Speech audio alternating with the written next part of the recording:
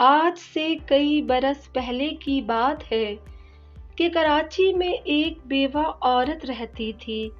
اس کا ایک چھوٹا بیٹا تھا اور کمانے والا کوئی نہ تھا۔ ایک روز وہ عورت بازار سے کچھ چیزیں خرید کر لائی اور اپنے بیٹے سے کہا کہ بیٹا، یہ چیزیں بازار میں لے جا کر فروخت کراؤ تاکہ گھر کے خرچ کا کچھ انتظام ہو سکے۔ بیٹا بہت فرما بردار تھا۔ اس نے ماں کے حکم پر عمل کیا۔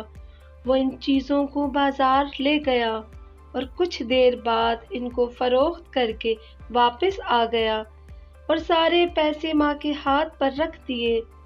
ماں نے حساب لگایا اور بیٹے کو شاباشی دی اور کہا کہ اگر ہر روز اسی طرح محنت کرو گے تو جو نفع ملے گا اس سے ہم اپنے اخراجات پورے کر لیں گے۔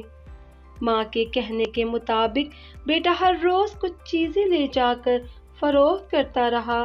آہستہ آہستہ ان کے حالات بہتر ہونے لگے اور بیٹا کاروبار کا طریقہ سیکھ گیا۔ بڑے ہو کر اس نے شکر کا کاروبار شروع کیا۔ خوب محنت کی، اللہ نے اسے محنت کا پھل دیا۔ اس کے کاروبار نے بہت ترقی کی۔ ایک روز وہی بیٹا شکر کا بادشاہ کہلانے لگا۔ شکر کا بادشاہ کہلانے والے اس بچے کا نام عبداللہ ہارون تھا۔ عبداللہ ہارون نے کاروبار کی آمدنی سے عوام کی بھلائی کے بہت کام کیے۔ لوگوں میں علم کا شوق پیدا کرنے کے لیے تعلیمی ادارے قائم کیے۔ حکومت نے عبداللہ ہارون کی خدمات کے اعتراف کے طور پر کراچی کی ایک سڑک کا نام عبداللہ ہارون روڈ رکھا۔ سچ ہے، دنیا میں عزت اور مرتبہ اسی کو ملتا ہے جو محنت کرتا ہے اور عوام کی بھلائی کے کام کرتا ہے۔